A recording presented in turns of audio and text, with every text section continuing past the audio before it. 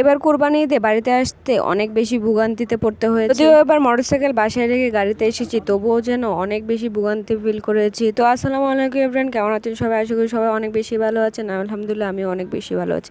এটা হচ্ছে বাসা থেকে বাড়িতে আসার ভিডিও, কিন্তু আমি সময় এবং নেটওয়ার্কের কারণে আমি এই ভিডিওগুলো দিতেই পারিনি। তো বাড়িতে যাওয়ার জন্য ব্যাগ ট্যাগ সব রেডি করে বসে আছি। আর বাড়িতে যাওয়ার সময় সমস্যা হচ্ছে কোনটা রেখে যে কোনটা নিয়ে যাই সেটাই বুঝতে পারি না।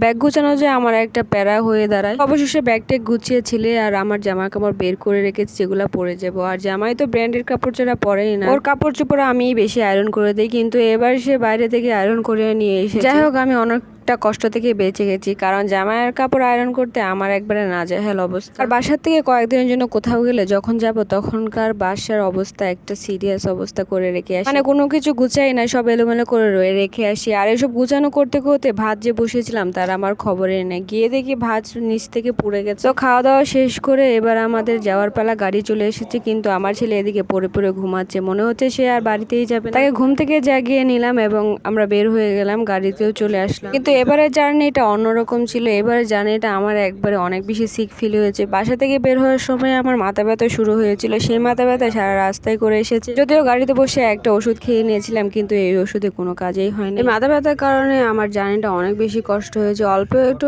রাস্তা মনে হয়েছে যেন অনেক দূর, রাস্তা তো আর শেষই হচ্ছে না। আর রাস্তায় এত পরিমাণ জ্যাম ছিল যে 3 ঘন্টার জার্নি 5 ঘন্টায় লেগে গেছে। তবে এই জার্নিতে একটা মজার বিষয় হয়েছে, 2.5 ঘন্টা জার্নিতে ছিল রোদ আর 2.5 ঘন্টা জার্নিতে ছিল বৃষ্টি। কিন্তু এই সুন্দর জার্নিটা আমি একদম উপভোগ করতে পারিনি, কারণ আমার অনেক বেশি মাথা ব্যথা ছিল। তাই আমার মনে হয় ঈদের দিন থেকে ঈদের আগের দিনগুলো বেশি আনন্দের হয়।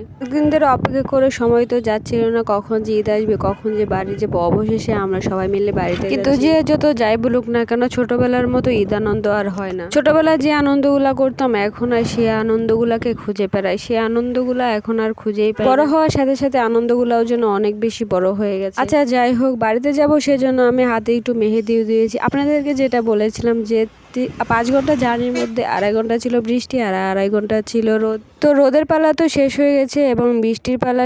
এদিকে বৃষ্টি হয়েছে, মানে বাড়ির কাছে এদিকে বৃষ্টি হয়েছে, আর ওদিকে বাসার কাছে বৃষ্টি একদমই ছিল না। আর রাস্তা দিয়ে যে মানুষের যে গরুর হাট বসেছিল সেগুলো দেখছিলাম, অনেক জমজমাট ছিল, মানুষের অনেক বেশি ভিড় ছিল। এটা গিয়ে গরু কেনার যে মজা সেটা শুধু ছেলেরাই মনে হয় উপভোগ করতে পারে। আমার খুব ইচ্ছে করে আসলে হাটে গিয়ে গরু মনে হয় কিনে আনি, কিন্তু সেই ইচ্ছেটা কখনোই পূরণ হবে না জানি। রাস্তা দিয়ে আসছিলাম আর দেখতেছিলাম যে হাটগুলাতে অনেক বেশি ভিড়, অনেক লোকজনের সমাগম ছিল। আচ্ছা যাই হোক, অবশেষে ঠেলে টুলে বাড়িতে আসলাম। অনেক বেশি প্যারা উপভোগ করে বাড়িতে আসলাম, হচ্ছে সবার সাথে অনেক আনন্দ নিয়ে ঈদ করব তাই।